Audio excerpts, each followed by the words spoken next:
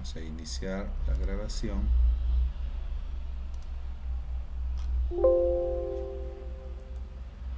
Ok, vamos a ver un poco del direccionamiento en IPv4, ¿no? Que ya más o menos es conocido por todos, ¿no?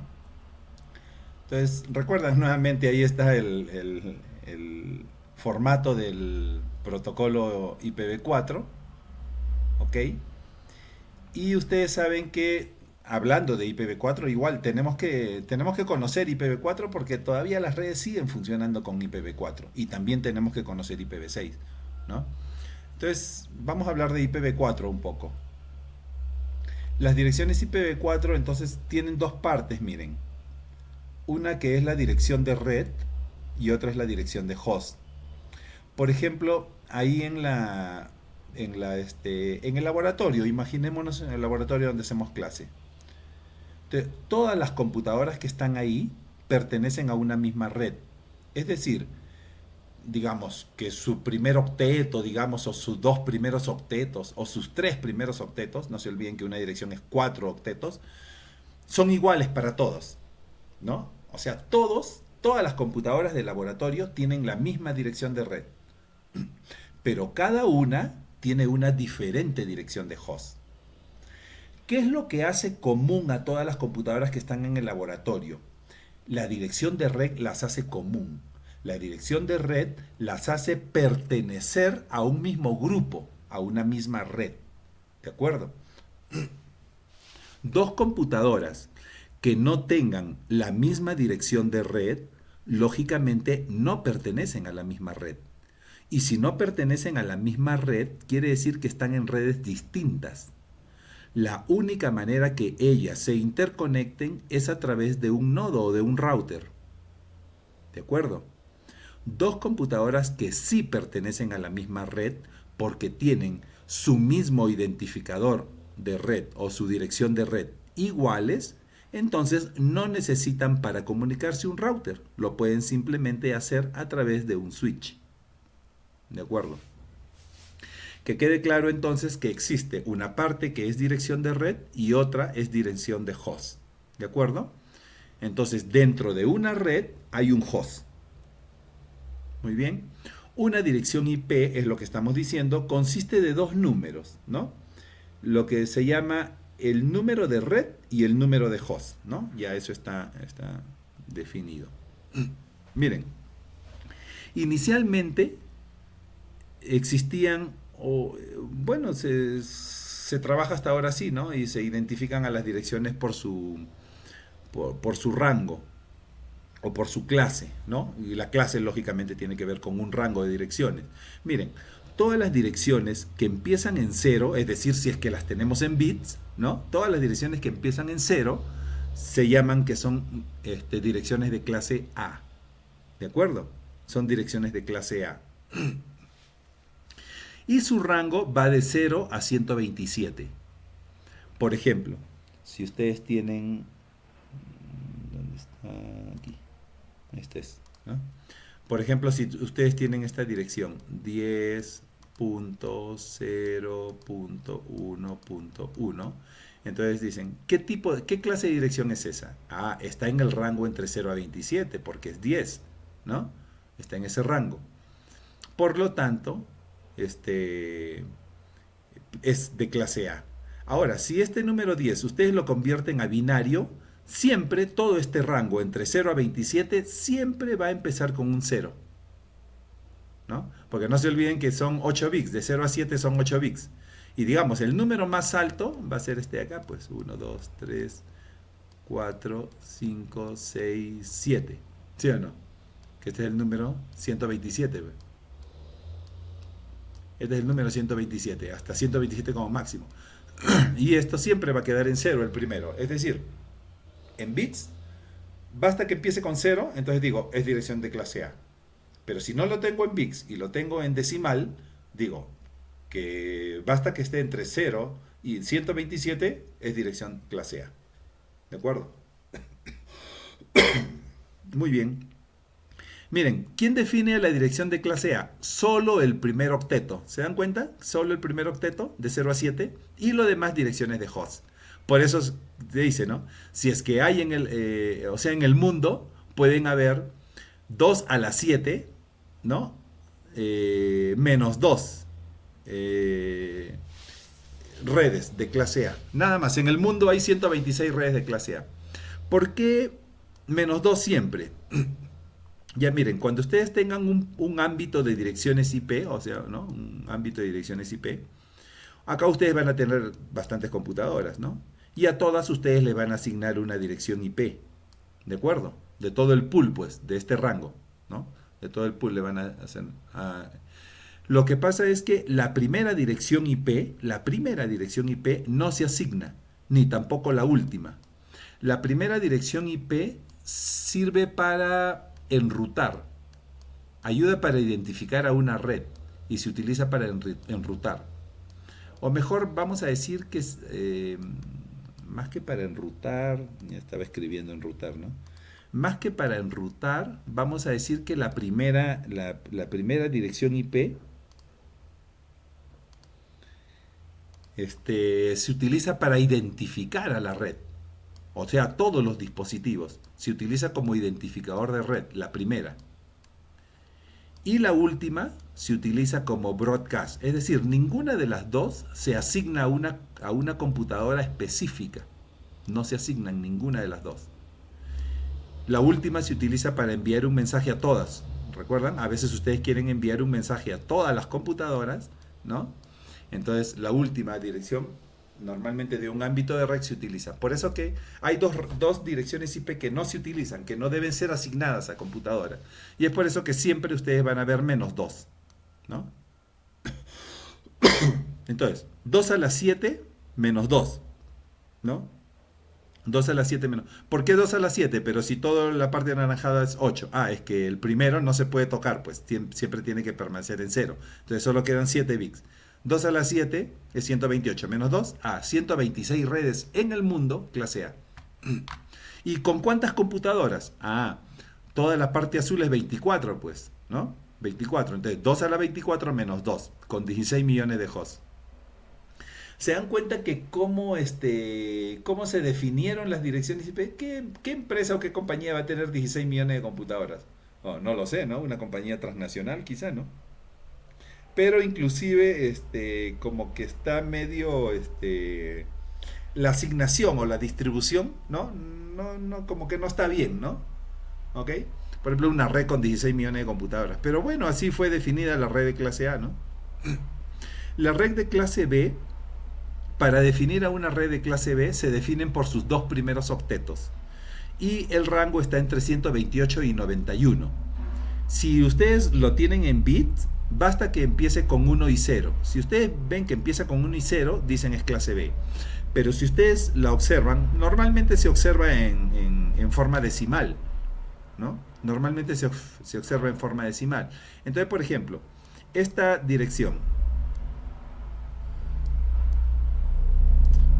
Están afirmando por acá la vereda y por eso hay bulla y se mueve todo el edificio. Por ejemplo, esta dirección IP. ¿Qué es? ¿Clase A o clase B? Ah, es clase B. ¿Por qué? Porque está justo dentro del rango de 128 y 191. Aquí está, es 130.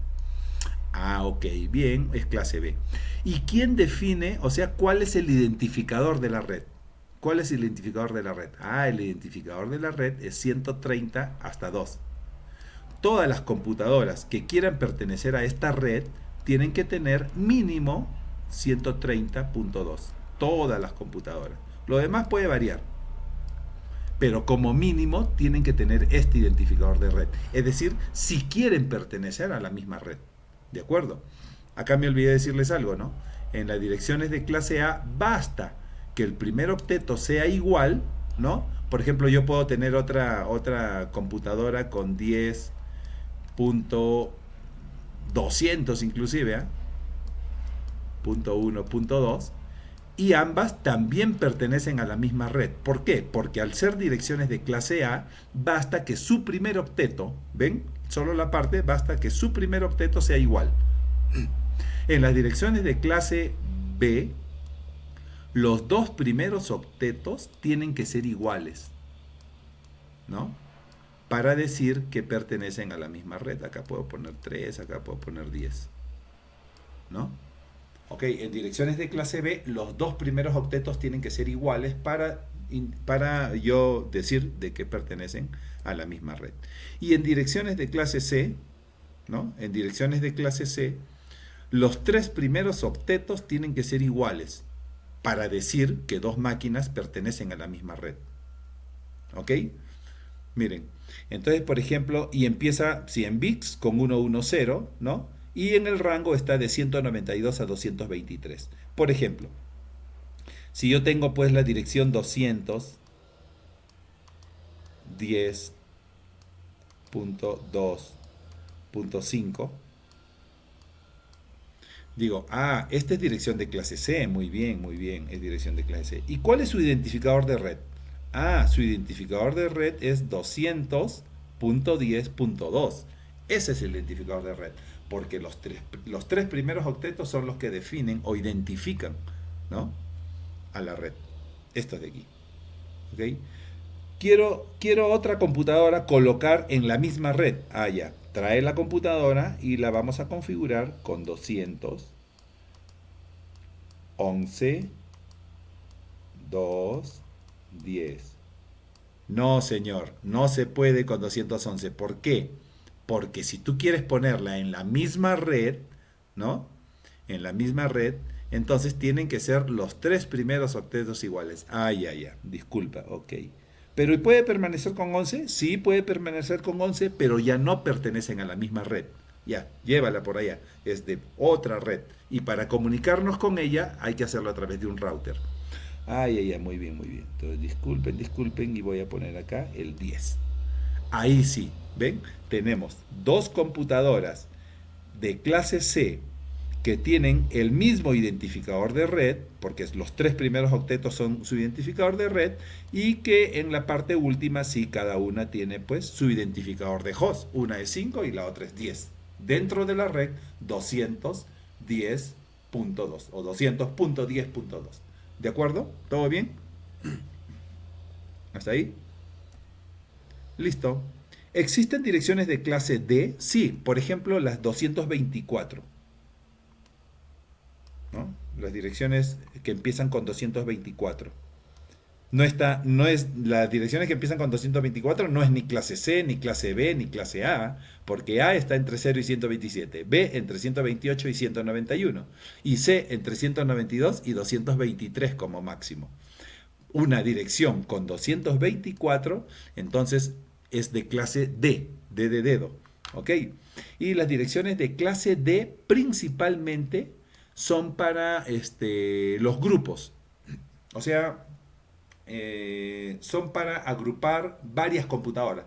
Por ejemplo, ¿quiénes utilizan este tipo de direcciones? Netflix, Spotify, ¿no? Utilizan este tipo de direcciones, ¿no? Por ejemplo, si una computadora, ¿no? Yo tengo una computadora, ¿no? Ya quiere utilizar los servicios de Netflix,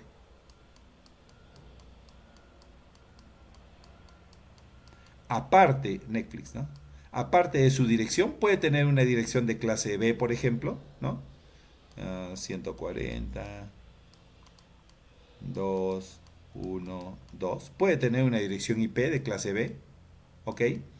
Pero aparte, si quiere utilizar los servicios de Netflix, se inscribe, ¿no? Mediante una credencial, bueno, hay que pagar lógicamente, entonces le dan su nombre de usuario y su clave, y cuando usted digita el nombre de usuario y su clave en esa página web, usted pasa a ser parte del grupo multicast de Netflix y automáticamente, aparte de su dirección 140.2.1.2, se le brinda una dirección multicast que es exclusiva, ¿no?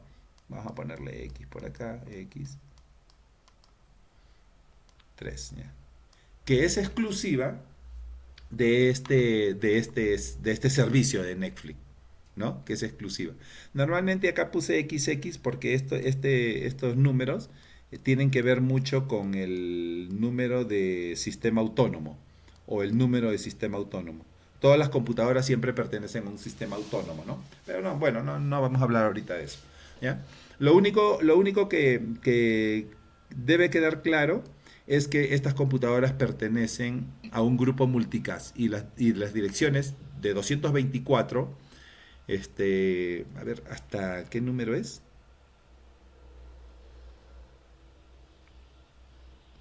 Porque acá la clase E ya empieza con 111, ¿no? O sea, todas las que son clase E ya son con 111. Entonces, acá, por ejemplo, la clase D es 1110. Así empiezan todas, ¿no? Que sería, vamos a ver,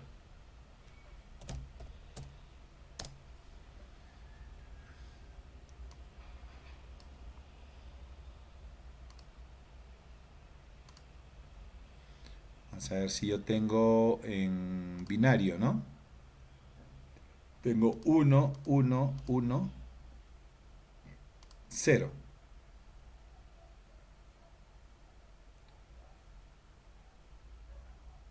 110.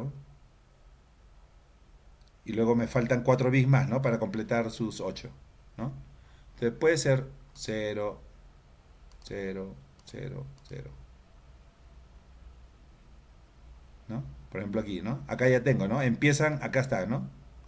Con 3 unos y 0, acá está, ¿no? 3 unos y 0, ¿no? Y lo demás puede variar, pues, puede ser 0, 0, 0, ¿no? Entonces, esto de acá, si nos damos cuenta, acá en decimal, miren, acá en decimal es 224. Entonces, a partir de 224, ¿no? O sea, las direcciones a partir de 224 son direcciones multicast, ¿no? ¿Ok? Y es hasta, no, tiene que ser 224 con 000 y 224 con 111, ¿no? A ver hasta cuál es el último rango, ¿no? Sería, a ver, 1110 y todos unos, ¿no? 1, 2, 3, 4. Ahí está, ¿no? ¿Ven? Entonces, esto, 111 quiere decir que aún es clase D, porque las clases D tienen que empezar con 110, pero ya he llegado a su tope acá, ¿no? Porque la siguiente, o sea, la siguiente ya sería 4 unos, pues, la siguiente. 4 unos y acá estos unos se vuelven en cero. No la siguiente, pero esto ya pasa a ser clase C. Digamos que es clase E, ¿no? Esto sería el último número, entonces 239, ¿ya? Sí. Entonces su rango está entre 224 a 239, ¿ya? El rango de 224, sí, pues acá no le he puesto, 224 a 239. Solo quería confirmar, ¿ya? Entonces, las direcciones de clase D, ¿no? Normalmente son para grupos multicast, ya les hice un ejemplo, Netflix si uno quiere pertenecer a estos servicios de streaming principalmente, ¿no? Pero uno, por ejemplo, yo también podría hacer una reta, creo un grupo multicast, por ejemplo, ahí en la universidad, y digo, por ejemplo, que, no sé, que las computadoras, que tales computadoras yo les puedo dar en el laboratorio, a ciertas computadoras les puedo dar esa dirección que he creado, ellos adicionan estas computadoras y yo creo un grupo. Y solo a ese grupo, miren, a pesar de que hay 30 computadoras ahí, ¿eh? Pero solo a las que yo les he dado esa dirección multicast, ¿no? De clase D, pueden, por ejemplo, ver un video que yo estoy transmitiendo. Las otras computadoras, a pesar de que están en la misma red, pero no tienen esa dirección multicast, no pueden ver ese video, ¿no? Entonces yo transmito el video y todas pueden ver el video en cada una de sus máquinas, ¿no? Siempre y cuando pertenezcan adicionalmente al grupo multicast, ¿no? Definitivamente todas sí pertenecen a una misma red, ¿no? Que puede ser A, B o C. Pero adicionalmente a un grupo seleccionado yo les doy una dirección de clase D que esté entre 224 y 239 y les puedo mandar informaciones específicas, ¿no? Para ese grupo, porque las hago parte de un grupo multicast, ¿ya? No solo para streaming, también por ejemplo sirve, a ver, ya, por ejemplo, en los routers para que empiecen a generar sus tablas de enrutamiento, o cuando varios routers se ponen en un entorno, por ejemplo, el operador pone varios routers en un entorno, los routers entre sí empiezan a comunicarse y entre ellos eligen a un router master, algo así, que se llama el router director, ¿ok? Se llama el router director. Eh, Y esta comunicación entre ellos es a través justo de direcciones grupos multicast, ¿no? Otra también para difundir las rutas, para difundir las rutas, tanto los protocolos OSPF como RIP también utilizan grupos multicast para difundir sus rutas, ¿no? ¿Ok? O sea, no solo para streaming, ¿no? O sea que estas direcciones de clase D, que son de grupo multicast, sí son muy importantes, ¿no? ¿Ok? Las direcciones de clase E nunca han sido asignadas a ninguna computadora. Como que ARPANET, ¿no? Los que crearon Internet, el sistema de defensa de Estados Unidos, por ejemplo, las agarró y las utilizan probablemente ellos para, no sé, hacer algunas pruebas, pero nunca fueron asignadas a ningún grupo, ¿no? Ni a LACNIC, ni a Latinoamérica, ni siquiera para ellos mismos, ¿no? Comercialmente para Estados Unidos, ¿no? Solo la tienen como reservada nada más, ¿no? Y bueno, nunca las utilizaron. Pero existen, ¿no? Como les digo, estas 5 clases de direcciones, ¿no? Y ya sabemos entonces sus rangos, ¿de acuerdo? ¿Cómo vamos? Faltan un par de minutos, ¿no? Ok, ahí están, ven, una dirección IP, esto ya está, ahí está, porque en bits. Para nosotros escribimos las direcciones IP en forma decimal, pero las computadoras pues tienen que convertirlas en forma binaria, ¿no? Ellos solo conocen bits, unos y ceros nada más, ¿no? Ahí están, ¿no? Por ejemplo, ¿qué tipo de dirección es esta? Está en el rango de las clases C, ¿no? Porque está en 200. En 200 quiere decir que está entre 192 y 223. ¿Sí o no? Porque ya 224 pasa a ser clase D, multicast, ¿no? Este es clase C.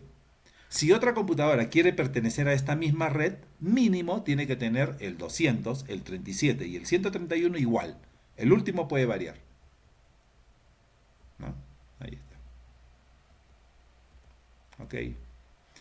Bueno, ya el subneteo y todo eso mejor lo vemos luego para... Bueno, solo decirles que el subneteo se encarga que si uno tiene una dirección de clase A, puede subdividir esa red en redes más pequeñas. Por ejemplo, si nosotros tenemos una dirección asignada para todo el laboratorio de sistemas, ¿no?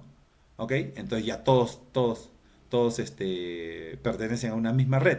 Pero lo que yo puedo hacer a esa red, subnetearla, es decir, partirla en subredes, ¿no? Y en todo el laboratorio de sistemas, por ejemplo, si hay 30 computadoras, yo puedo partirlas en 4 subredes, ¿no? Y puedo poner 2 computadoras en una subred, 10 en otra subred, 15 en otra subred, no sé, y el resto en la otra subred. Entonces puedo dividir. Y ahora, para interconectarse en estas subredes sí es necesario un router. Sí es necesario un router. Pero a veces se hace por temas de eficiencia. O a veces también se hace, por ejemplo, ¿no? Como les digo, hay 30 computadoras, ya. Inicialmente pertenecían a una organización. Pero ¿qué tal? La organización decidió dividirse, ¿no? Y ahora, antes era la organización A, pero ahora se va a llamar la organización 1, organización 2, organización 3 y organización 4. Entonces no queremos que las computadoras estén mezcladas entre ellas, ¿no? Entonces yo a esa misma organización que antes era A, la voy a dividir en 4 y cada una va a tener su propia red, ¿no? Es decir, con la misma numeración inicial, ¿no? Pero yo la separo ahora para que mm, estas pequeñas empresas que se derivaron de la empresa inicial, ¿no? Ahora cada una sea absolutamente independiente. Entonces lo que yo hago es subnetear, ¿no? Y este es el proceso de subnetear. Se dan cuenta que aparece una dirección adicional que es la parte verde, y esta parte verde es la que me va a indicar a qué subred pertenece. Porque inicialmente todas eran la parte naranja igual, recuerdan, ¿no? Pero ahora voy a adicionar yo un campo verde, un campo de subnet, ¿no? Para poder identificar a qué subred pertenecen cada una de las computadoras que decidieron pasarse pues a estas a una de estas 4 organizaciones que se derivaron de la organización grande, ¿no? ¿De acuerdo? Yo creo que ahí nos quedamos de todas maneras, pero bueno, ha sido interesante